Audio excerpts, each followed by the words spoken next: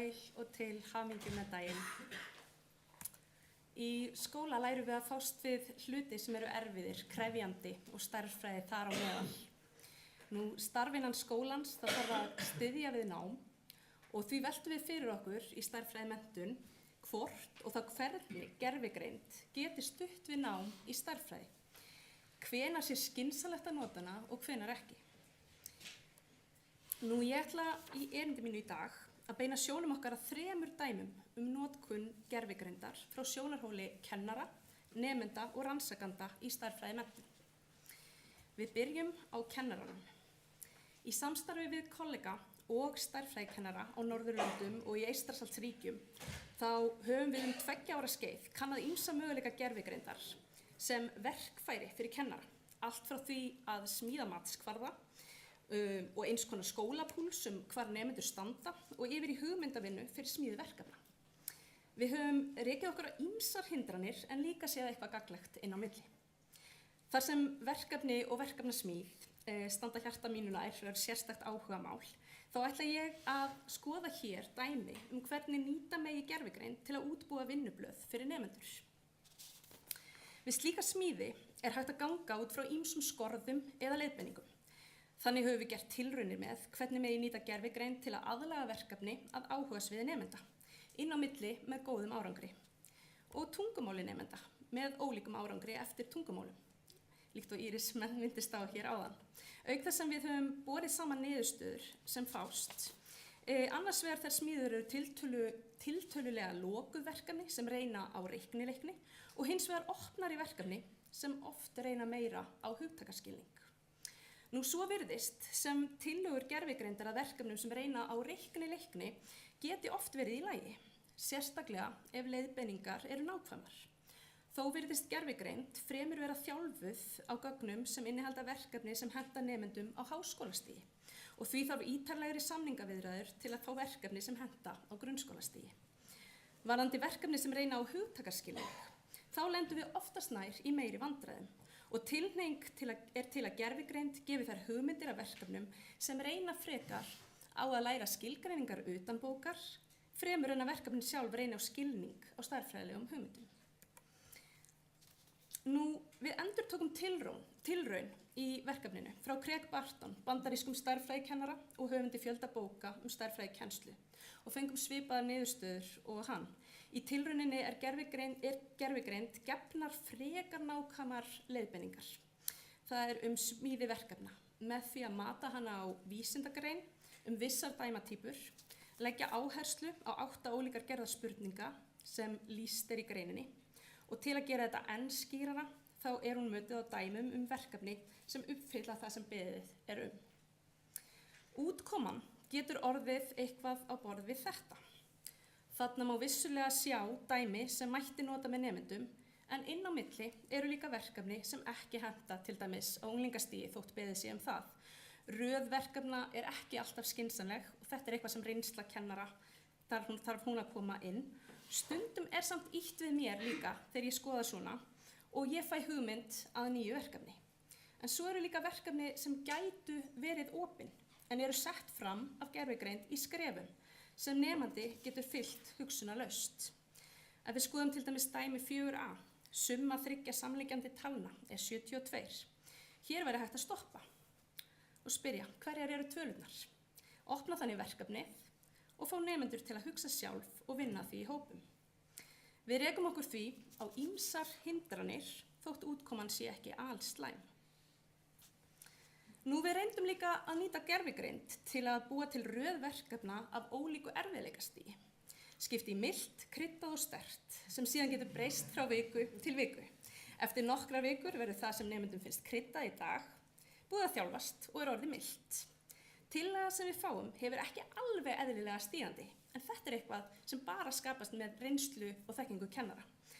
Það getur því verið snúið að átta sig á þessu en oft má aðlaga og laga út frá vel uppbyggðri kennslubók, reynslu kennara, tína út það sem ekki hentar, fylla í eyðurnar og raða betur.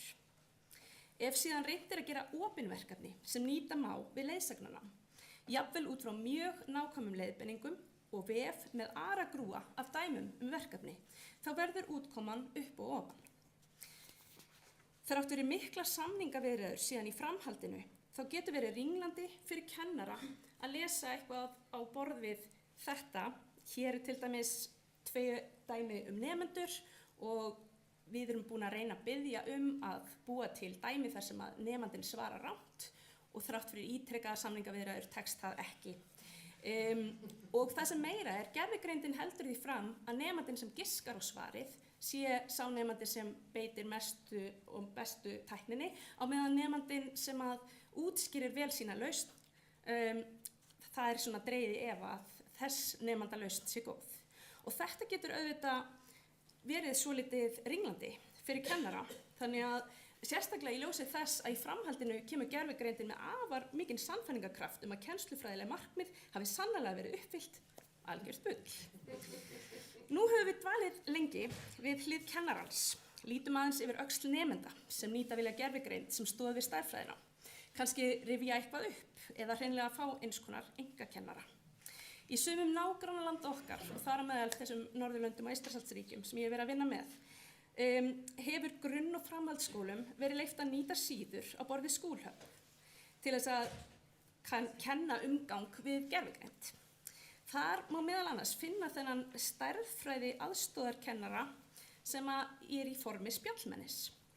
Þrátt fyrir fögur fyrirheit þarna á síðunni að spjallmennið muni leiða nemanda áfram með spurningum og bjóða upp á vísbendingar, þá birtist meðvirki aðstoðarmaðurinn sem gefur strax allt of mikið upp og nemendur gera sér ekki endilega grein fyrir því að nám virkar ekki þannig. Það að þótt þau geti fylgt skrefum sem lögð eru til og fái rétt svar, þá alls óvíst að þau hafi lært eða tileinkað sér það sem þau unnu með og raunar fremur ólíklegt. Hvað X? Vísbending, X 4. Við getum spurt okkur hvernig þetta ætti að geta hjálpa nemanda við að skilja verkefnið. Svo bætast ofan á ýmsar tungumálahindranir.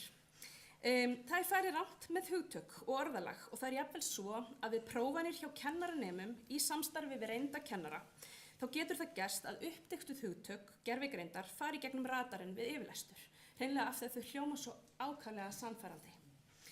Hvað til dæmis að sammeykja tölur? Það ekki víst að nemandi myndi biðja aðra nálgun, líkt og ég gerði hér. En þá kemur aftur í ljós að líkanið virðist fremur tilbúið að aðstoða háskólanema en grunnskólanema. Vísað í faggreinar og námskeið á háskólastigi sem óvíst að grunnskólanemi tengi við. Ef nemandi síðan áttar sig ekki á þeim dæmum sem gefin eru og biður einhvers konar einföldun, þá hreinlega eykst bullið. Skoðum að lokum örstutt hlið rannsakandans þegar kemur að greiningu viðtalsgagna með aðstoð gervigreindar.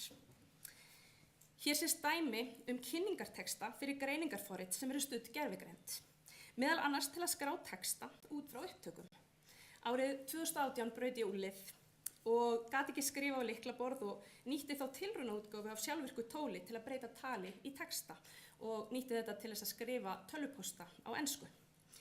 Þetta reyndist mjög vel á ensku en var ekki í boði og virkaði ekki á íslensku. Nú eru slík verkfæri í boði á mörgum tungumálum en þó alla jafna ekki á íslensku. Við kóðun viðtalsgagna þá reynir á að þjálfunargögnin og kóðun rannsakandans sé skýr. Auk greiningarforrita hefur ChatGPT verið notað í slíka vinnu en þá skiptir auðvitað máli að kanna siðareglur. Að minnstakosti ætti gögnin ekki að vera persónugreinanleg og ekki að fjalla viðkvæmt viðfangsefni. Á stóri alþjóðlegri ráðstefnu stærðfræðimenntun í febrúar á þessu ári var ég í vinnuhóp með rannsakendum frá New Hampshire í Bandaríkjunum sem gerðu tilraunir með þetta.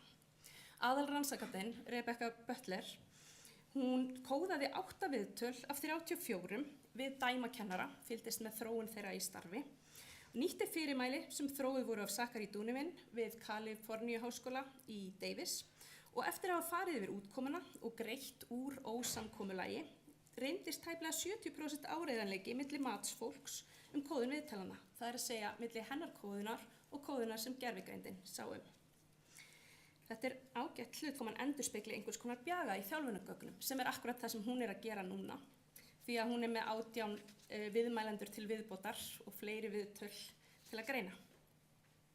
Að lokum vil ég nefna umhverfisáhrif sem mikilvægt atriði þegar rætt notkun gervigreind. Það kostar 10 sinnum meira rafmagn að nota ChatGPT fyrir spurningu heldur en einfalda leitarvél án gervigreindar stillingar.